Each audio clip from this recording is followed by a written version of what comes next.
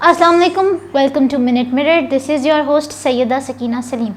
आज की इस वीडियो में हम डिस्कस करने जा रहे हैं सऊदी हुकूमत की तरफ से लिए गए इंतज़ामात हाजियों के लिए। सऊदी हुकूमत ने काफ़ी नए इंतज़ामात लिए हैं हाजियों को महफूज रखने के लिए और गर्मी से उनकी हिफाजत करने के लिए।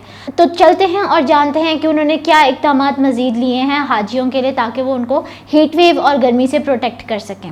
जैसा कि आप सब जानते हैं कि इस बार हज में 50 डिग्री सेल्सियस तक वेदर के एक्सीड करने के चांसेस हैं। तो इसके लिए सऊदी हुकूमत ने काफ़ी ज़्यादा इनिशिएटिव्स दिए हैं जिसकी बेसिस पर वो हाजियों को प्रोटेक्शन प्रोवाइड कर सकें और हीट स्ट्रोक और डिहाइड्रेशन जैसी चीज़ों से महफूज रख सकें। इसमें उन्होंने 40 से ज़ायद इदारों को इन्वॉल्व किया है, जिसमें उन्होंने मज़ीद 2.5 लाख एहलकार शरीक किए हैं ताकि वो सिक्योरिटी को फुल प्रूफ बना सकें। इसके अलावा 400 से ज़ायद जगहों पर उन्होंने वाटर कूलर और रिफ्रेशमेंट्स का इंतज़ाम किया है। इन एडिशन 50 मुरब्बा ज़मीन पर उन्होंने सायादार जगहों का भी इंतज़ाम किया है। इन सब चीज़ों के अलावा कई मुकामात पर उन्होंने रिफ्रेशमेंट्स और पानी की चीज़ों का इंतज़ाम किया है ताकि हाजी अपने आप को प्रोटेक्ट कर सकें और गर्मी में डिहाइड्रेशन से बच सकें।